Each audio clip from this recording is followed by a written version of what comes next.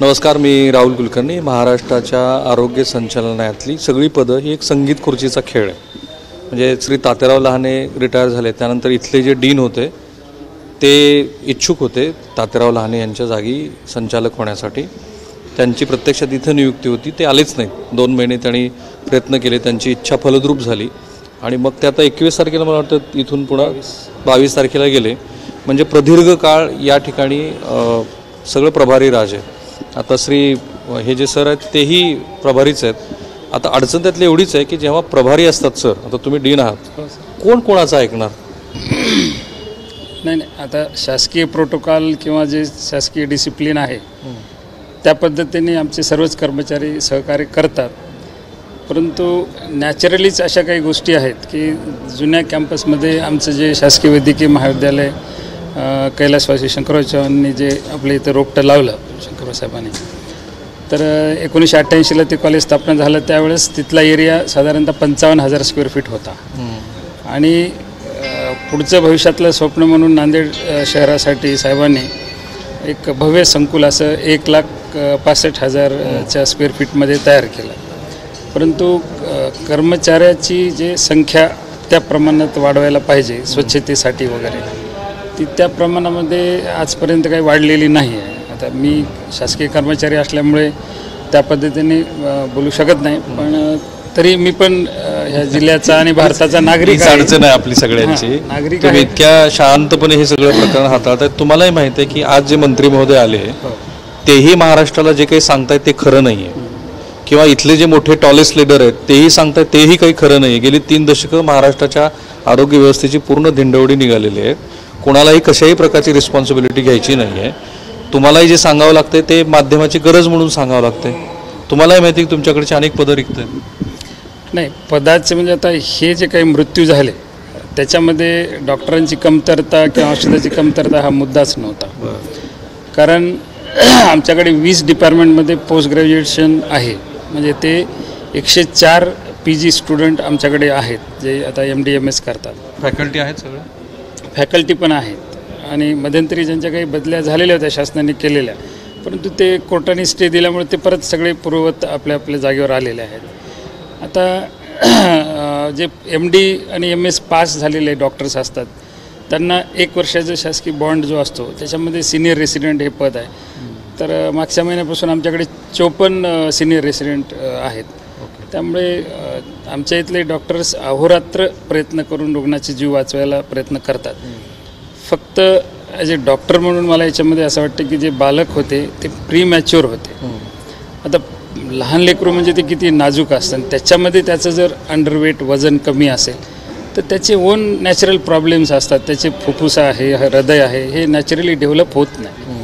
मग अशा अत्यंत सिरियस स्थितीमध्ये हे आमच्याकडून परभणी, हिंगोली, तेलंगणाचा भाग म्हणजे निर्मल, भैंसा, यवतमाळमधले उमरखेड, पुसद, लातूरमधले अहमदपूर वगैरे या सगळ्या एरियातनं आमच्याकडे वर्कलोड हा येतो.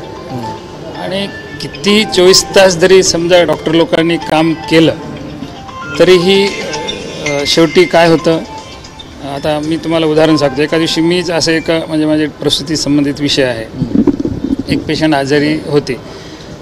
तर त्या पेशंटला मला बघायला जायचं होतं, पण मी स्वतःच त्या दिवशी थोडंसं व्हायरल फिवर वगैरे असं आजारी होतं. म्हणून मी त्या ओळखीच्या ग्रस्ताला म्हणलं, अरे मलाच माझी तब्येत थोडीशी बिघडली. पण ते काय म्हणतात, नाही साहेब फक्त 1 मिनटं या आणि बघा. म्हणजे थोडक्यात सांगायचं की डॉक्टराबद्दल लोकांची पण म्हणजे चांगलीच समज आहे. आणि गेल्या 30 वर्षामध्ये स्त्रीरोग आणि प्रसूतीशास्त्र विषयामध्ये मी अत्यंत मन लावून जनतेची सेवा केली. तुमच्याबद्दलचा काही प्रश्न, तुम्ही इतक्या शांतपणे ते सगळं हाताळताय. आता आपण एक वेळेला तुम्ही याचे डीन नाही आहेत असं समजू. आता मी तुम्हाला अगदी तांत्रिक प्रश्न विचारतो जे की महाराष्ट्रातले जे पिडियाट्रिशियन आहेत त्यांना माहिती आहे. निओनॅटलमध्ये ज्या वेळेला वॉर्मर असतं त्या वॉर्मरमध्ये एका वॉर्मरमध्ये किती बालकांना ठेवणं अपेक्षित आहे? नाही, NMCचे नॉर्म्स कसे असतात की मिनिमम रिक्वायरमेंट, मिनिमम स्टँडर्ड रिक्वायरमेंटमध्ये मेडिकल कॉलेजेस काढता येतात किंवा हॉस्पिटल तयार करता येतात. परंतु प्रत्यक्षात जेव्हा जनता असे विचार करते की आता इथे दवाखाना आहे तर जनतेला काही बंधन नाही की किती संख्येने तिथे. पूर्ण सहमत आहे. म्हणजे आपण फक्त स्टँडर्ड बद्दल बोलतोय. तर स्टँडर्ड आता NMC प्रमाणे त्याचे प्रत्येक ठिकाणचे त्यांनी गाईडलाईन्स प्रमाणे सांगितलेले मी आहे. सांगतो सर, तुम्हाला ते सांगता येत नाही शासकीय कर्मचारी म्हणून. कुठल्याही खाजगी पिडियाट्रिकच्या वॉर्डमध्ये एका वॉर्मरमध्ये एकच बालक असायला हवा. That's the standard. परंतु आत्ता जी माहिती घेतली मी त्यानुसार त्या दिवशी तुमचे जे काही 24 वॉर्मर होते 64 बालकं तिथं होती. Quite natural. तुम्हीच म्हणता की अंडरवेट आहे ती. त्यांचं जे इन्फेक्शन आहे ते आजूबाजूला गेलं. त्यामुळे ही जबाबदारी महाराष्ट्र सरकारनं स्वीकारली पाहिजे की ती जी बालकं मेली ती बालकं आमच्या गैरव्यवस्थापनामुळे मेली आणि लोकांचा दोष आहे तो मी सांगेनच. नाही, आता मी याच्यावर काही कॉमेंट करणं योग्य नाही आहे, कारण मी आता एक शासनाचा अधिकारी म्हणून असं म्हणणारच नाही. परंतु जेव्हा कधी असे रुग्ण येतील त्यासाठी आम्ही आमचे शर्थीचे प्रयत्न त्याला वाचवण्यासाठी करू. नाही, त्याबद्दल तुम्हाला नाही. तुमचे अनेक डॉक्टर मी बघितले ते झोपलेले पण नाही आहेत. ह्या सगळ्या टीमचं प्रचंड कौतुक आहे. म्हणजे ठीक आहे, शासकीय व्यवस्था आहे, आपल्याला फार सोपं आहे त्यांना नावं ठेवणं. ह्या शासकीय रुग्णालयामध्ये जिथं वैद्यकीय शिक्षण देता येतं तिथं केवळ 5च बेड असायला पाहिजेत पिडियाट्रिशियन प्रमाणे. इथं ते 24 आहेत. तेलंगणातनं येतात, विदर्भातनं येतात, मराठवाड्यातनं येतात, पण तरीही तो स्टँडर्ड तर सांगितलंच पाहिजे. मला तो मेंटेन होत नाही आहे. मला तुमच्या माध्यमामधून जनतेला एक गोष्ट सांगायची आहे की शासकीय वैद्यकीय महाविद्यालयामध्ये जेव्हा पेशंटचे आम्ही ट्रीटमेंट वगैरे करतो तर सर्वांचा एक असा गैरसमज असतो की सर्व ट्रीटमेंट ही शिकाऊ डॉक्टरनं करायचं. आम्ही पेशंटचे ट्रीटमेंट करणारे डॉक्टर जरी असलो आम्ही वैद्यकीय शिक्षण देणारे वैद्यकीय शिक्षक पण आहोत.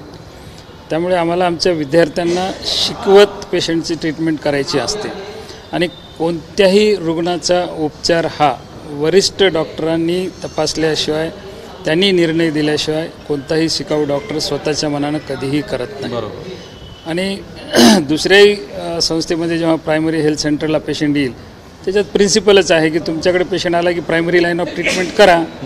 मग आमचे शिकाऊ doctor primary line of treatment करून त्याच्यामध्ये जो एक्सपर्टाईज सल्ला असतो हा फक्त आमचे सिनियर डॉक्टर्स देतात. तरी मला तो मुद्दा सोडायचा नाहीये. त्या वॉर्मरला 24मध्ये ज्यावेळेला 64 बालकं ठेवली जातात नॅचरली ते इन्फेक्शन होणारच ना डॉक्टर साहेब. नाही, आता इन्फेक्शन काय म्हणजे एंडोजेनस पण असतं, कधी बॉडीमध्ये पण बाळाच्या मातेच्या इकडून पसरलेलं वगैरे राहते. आणि काल परवा जो पाऊस झाला, वातावरण वेदर चेंज झाले वगैरे की अशा थोडंसं व्हायरल साथीच्या वगैरे वाढतात. आणि तुम्ही डिनाय करत नाही की असं होऊ शकतं? नाही, जंतू संसर्ग आरोपीच्या पिंजऱ्यात तुम्हाला उभा नाही करायचं. संसर्गजन्य रोग असल्याच्या नंतर ते तर एकमेकाला लागण होऊ शकतं, त्याच्यात काय बरोबर ना. आणि तो जो दुसरा तुमच्या 2 बालकांच्या मागे एक नर्स असायला हवी हे तर आपल्याला मला वाटतं फार युटोपियामध्ये वगैरे म्हणजे रामराज्य येईल तिथंच अशी अपेक्षा करावी लागेल आपल्याला. आता नर्सिंगचा आमचा फक्त तुटवडा मध्यंतरी काही ट्रान्सफर्स वगैरे झाल्या म्हणून थोडंसं झालेलं आहे.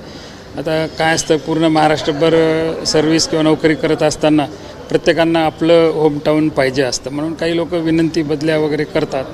आता हे विनंती बदल्या जरी आमच्याकडे 100 लोकांच्या झालेल्या असल्या तरी जसं माननीय मंत्री महोदयांनी, आयुक्तांनी, सेक्रेटरीनी सांगितलं की त्यांनी क्लास 3 यांनी याची भरती केलेली आहे. म्हणजे जे टेक्निकल कर्मचारी टेक्निशियन्स वगैरे असतात आणि नर्सिंग जे पण आहेत ते पण भरती झालेलं आहे.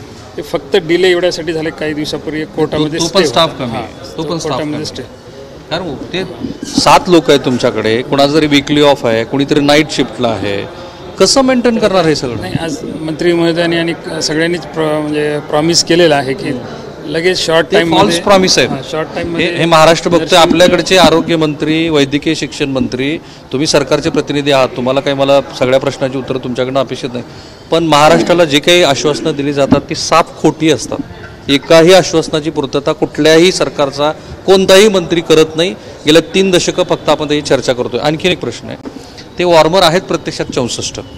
कुठल्या तरी एका दिल्लीच्या एजन्सीला तुम्ही ते काम दिलेलं आहे, त्यांना ते कळवायला लागतं, त्यांना यायला 20 दिवस लागतात ते दुरुस्त करायला. हेही बरोबर आहे? मला त्याबद्दलची माहिती नाही, कारण मी आत्ताच रिसेंटली 22 मेपासून चार्ज घेतला. आता तीच अडचण आहे डॉक्टर साहेब. मी जे सुरुवातीला म्हणालो ना की हा जो संगीत खुर्चीचा खेळ आहे की एकही परमनंट इथं डीन नसल्यामुळं सगळे प्रश्न आपल्याला एकतर तुमच्या अखत्यारीत ते बरेच येत नाहीत. आता त्यातलाच एक उपप्रश्न, त्याच वॉर्डमध्ये जे ग्लुकोज ठेवले गेलेले आहेत तेही उंदरांनी कुरतडून टाकले. नाही, आता जसं आपण स्वच्छतेचा प्रश्न निर्माण केलाच ते म्हणजे कर्मचाऱ्याचे थोडंसं शॉर्टेज असल्यामुळं ह्या गोष्टी होतात. घरगुती याच्यामध्ये सुद्धा कधी असं हे उंदीर झुरळ होतात. आता प्रत्येक ठिकाणी होणारच नाही असं एकदम 100% कोणी माणूस सांगू शकत नाही. आता आपण एवढं ह्या सिटीमध्ये राहतो, राज्यात राहतो, प्रत्येक ठिकाणी आपण आरोग्याशी डील करतोय. सर मला काय म्हणायचं की ठीक आहे, आरोग्याशी सगळे डॉक्टर शर्तीने प्रयत्न करणं हे डॉक्टरांच्या हातात असतं. तुम्हाला फुल क्रेडिट, तुम्ही जेवढं आमच्या काम हातात करता. असतं. आता जर तुम्ही आम्हाला म्हणले की बाथरूम स्वच्छ करा, तुम्ही बांधकाम म्हणजे त्या तिथले आम्ही काही करत नाही, ते सगळं सार्वजनिक बांधकाम किंवा ह्या खात्यांनी केलेले असतात. आता मला सांगा की एखादं स्वतःचं घर बांधायचं किंवा एखादी खाजगी हॉस्पिटल बांधायचं, तर आपण त्या टाईल्सची क्वालिटीसुद्धा अशी बघून घेतो की ती चमचम किंवा चांगली दिसेल अशी. आता हे असे काही प्रकार होतात की जे आमच्या हातात काहीच नसतं. आम्हाला फक्त असं काहीतरी एक करून दिलेलं असतं आणि त्याच्यामध्ये मग सगळं करा. आता आम्हाला आमची डॉक्टरकी द्यावं लागते सोडून बाथरूम स्वच्छ आहे का, हे साफ केलंय का, आता काय. दोनच शेवटचे प्रश्न मी विचारतो. असं आहे की लोककल्याणकारी राज्य नावाची जी कल्पना असते, त्या कल्पनेमध्ये प्रत्येक सरकार, कारण सरकार ही निरंतर चालणारी प्रक्रिया आहे, त्यांनी लोककल्याणाच्या गोष्टी कराव्यात, किमान पायाभूत गोष्टी तरी असाव्यात, जसं रस्ते, पाणी आणि आरोग्य. तुम्ही महाराष्ट्र देशाचा सगळा GDP मधला कॉन्ट्रीब्युशन काढून बघा, सोशल इंडेक्स काढून बघा. आपल्यापुढे बांगलादेश आहे, लाजिरवाणी बाब आहे, आपल्यापुढे अनेक आफ्रिकन राष्ट्र आहेत, आणि आलेले हे जे मंत्री महोदय माध्यमांना सांगतात, सगळे सर्वपक्षीय, कम्प्लिटली त्यांच्या बोलण्यामध्ये प्रचंड विरोधाभास असतो. मी खोटा हा शब्द वापरणार नाही, कारण ते सन्माननीय लोकप्रतिनिधी आहेत. आता मला जरा थोडे वेगळे प्रश्न विचारायचे. त्या दिवशी नेमकं काय घडलं की ज्या कारणामुळं 11 आणि 5 अशी 16 दुर्दैवी बालकं गेली, ज्यांनी अजून जगच बघितलेलं नाही. आता याच्यामध्ये जसं तुम्ही संख्या सांगितली त्याप्रमाणे हे सगळे 0 to 4 days म्हणजे हे एकदम नुकतेच जन्मलेले बाळं होते आणि त्याच्यात वजन पण काही लोकांचं कमी होतं. त्यामध्ये फक्त एकच 1.5 वर्षाची मुलगी होती की तिचं ते डायफ्रामॅटिक हर्नियाचं एक ऑपरेशन खाजगीमध्ये झालेलं होतं. आणि ती पूर्ण कृत्रिम श्वासोच्छवासाच्या त्या सिस्टीममध्ये बाहेरून आमच्याकडे आलेली होती. आणि काही 1-2 पेशंटमध्ये जे रेस्पिरेटरी डिस्ट्रेस सिंड्रोम म्हणून असतो, RDS, किंवा गरोदरपणामध्ये बाळाचं म्हणजे पोटामध्ये असताना बाळ पोटामध्ये सी करत असतं आणि मग त्याच्यामुळे ते स्टेन झालेलं येलोइश पाणी त्याने ॲस्पिरेट करते, त्याला मेकोनियम ॲस्पिरेशन सिंड्रोममध्ये. अशा गुंतागुंत निर्माण झालेलेच रुग्ण जास्त होते, त्याच्यामुळे ह्या रुग्णांचा मृत्यू झाला असं मला वाटतं. आणि जे तुम्ही प्रौढाचं बघितलं, प्रौढामध्ये एक 65 वर्षाचा आणि एक 19 वर्षाचा जर सोडला, बाकी सगळे 70 ते 80 वयोगटातले होते. आणि ह्या वयोगटात कालचा एक डेथ झाला तो 90 इयर्सचा होता. आता वयोमानानुसार ह्यांचे जे रिफ्लेक्सेस असतात ते सगळे कमी झाले असं, म्हणजे कपसुद्धा काढायचं म्हणलं तर ते काढू शकत नाही. मग त्या ठिकाणी जमा झाले की त्याला सेप्सिस इझिली होते. आणि सेप्सिससाठी बाहेरूनच काही हे नसतं, पण कधी कधी काय होतं की म्हणजे त्याच्या बॉडीमधलंच इन्फेक्शन त्याच्यामध्ये कपमध्ये बसतं. तर अशा एक्स्ट्रीम एजमधले जे लोक आहेत तर ते त्यांना थोडंसं प्रॉब्लेम येतात, म्हणजे कितीही उपचार केले काय केले. तुमच्याकडे त्यांचा स्वतःचा मृत्यूदर कमी करण्यासाठी ती जी सगळ्या महाराष्ट्रभर चालतं, तसंच ह्या केसमध्ये काय झालंय की खाजगी रुग्णालयात ऐन वेळेला रुग्ण पाठवून दिले सरकारी रुग्णालयात? नाही, असं बऱ्याचदा होतं ना, बऱ्याचदा होतं. आता कसं आहे की तुम्ही त्या नातेवाईकांची फायनान्शियल स्थिती कशी आहे त्या पद्धतीने ते नातेवाईक ठरवतात की आता मी या दवाखान्यामध्ये राहिला तर माझा भविष्यामध्ये फायनान्स याच्यात होणार नाही, की खर्च वाढेल. मग तो स्वतःही कधी म्हणतो की मला सरकारी दवाखान्यात जायचं, तो स्वतःही म्हणतो रुग्ण की मला सरकारी दवाखान्यात जायचं म्हणून. मग आता अशा याच्यामध्ये ते अंतर वगैरे दवाखान्याचं किती आहे, बाहेरचे PSCs आहेत, RH आहेत, किंवा आपलं खाजगी दवाखाना आहे वगैरे, सगळे या सगळ्या गोष्टीचे थोडे असे प्रॉब्लेम. शेवटचं मला काय डॉक्टर साहेब तुम्हाला मला एक साधा प्रश्न विचारायचा आहे. ही आरोग्याची व्यवस्था जी आहे ती एक शेवटचा प्रश्नच आहे, तो चालू ठेवायची की बंद ठेवायची? आरोग्याचा प्रश्न तो आरोग्य सामान्य लोकांसाठी नाही. मी निगडीत नाही, मी सामान्य जनरल प्रॅक्टिशनर आहे. या ठिकाणी जसं तुम्ही म्हणलात सन्माननीय लोकप्रतिनिधी आणि सन्माननीय पत्रकार भाऊंना मी हा प्रश्न विचारू इच्छितो की मागे हा जो काही झाला असेल त्याचा निष्कर्ष काय निघायचा तो निघेल, पण ज्या प्रकारे ही वागणूक एका सिनियर डॉक्टरला लोकप्रतिनिधी दिली ही त्याचं तुम्ही समर्थन करता का? समर्थन करता? आम्ही तोच प्रश्न विचारणार होतो, ते गेले. समर्थन करता का? हिंगोली जिल्ह्यातले खासदार श्री हेमंत पाटील यांनी डीनला ज्या पद्धतीची वागणूक दिली त्याचं कोण समर्थन करेल? पण अर्थात तो त्यांच्या बाजूनं जो काही खुलासा येईल, हेमंत पाटील काय म्हणतील तो विषय आहे, तो वेगळा चर्चेचा आणि अत्यंत महत्त्वाचा विषय. तोही आत्ता आपण जाणून घेतोय की नांदेडमध्ये जी घटना घडली त्या घटनेचे इनसाईड आऊट काय, इतके बारीक तपशील मी तुम्हाला सांगितले. आणि 20-22 वर्ष सातत्यानं ग्राउंड लेवलची पत्रकारिता केल्यानंतर माझं असं मत आहे की महाराष्ट्राच्या सार्वजनिक आरोग्य व्यवस्थेला एकतर आपण ते करू शकत नाही म्हणून सरकारनं बंद करावी, किंवा आपण लोककल्याणकारी राज्य चालवण्यासाठी इथं बसलेलो आहोत अशी भूमिका लक्षात घेऊन आपला जो काही GDPतला वाटा आहे तो वाढवावा. सतत तुम्ही कंत्राटी कर्मचारी जागा रिक्त ठेवून अशा दुर्दैवी घटना झाल्या की मग चर्चा करणार असेल तर त्याला काही अर्थ नाही. थांबूया आपण इथे. या व्हिडिओच्या कमेंट बॉक्समध्ये तुमची जी काही मतं आहेत ती जरूर टाका. मी आणि ABP माझा सर्व सोशल मीडिया प्लॅटफॉर्मवरती आहोत, आम्हाला फॉलो करायला. थांबूया. ABP माझा, उघडा डोळे बघा नीट.